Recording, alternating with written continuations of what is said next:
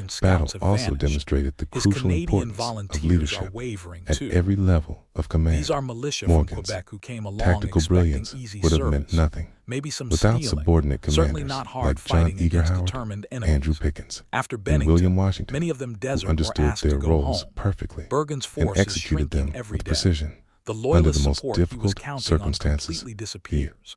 Victory belonged not just to one man, but to an entire team of leaders who worked together seamlessly.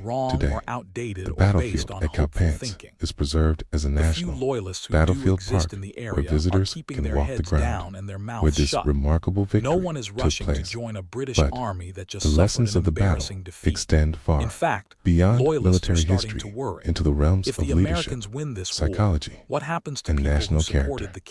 Morgan's victory demonstrates the power of understanding your own strengths and weaknesses, of turning apparent disadvantages into decisive advantages, and of having the moral courage to attempt what others insist cannot be done. In the grand narrative of the American Revolution, Calpans represents a crucial turning point, a moment when American arms proved they could not just endure, but triumph, not just survive, but excel. It was a battle that changed the entire course of a war, fought by citizen soldiers, led by commanders who understood that sometimes the most brilliant strategy is the one that breaks all conventional rules and dares to do the impossible. Thanks for joining U.S. on History USA for this comprehensive exploration of the Battle of Calpans, one of the most brilliant yet forgotten victories in American military history. This tactical masterpiece reminds us that our nation's greatest triumphs often came from thinking differently, adapting creatively, and never surrendering hope, even when the odds seemed utterly impossible. If you enjoyed discovering this incredible story, make sure to subscribe to our channel and hit that notification bell. We have many more amazing forgotten battles and brilliant strategies from American history waiting to be explored. Until next time, keep discovering the remarkable stories that forged our nation's destiny. But Morgan had spent months building trust and understanding with these men. They had faith in their commander's tactical judgment. And crucially, they understood their role in the larger plan. The Continental officers maintained discipline even as they conducted a fighting withdrawal, keeping their men in formation and continuing to return fire as they moved.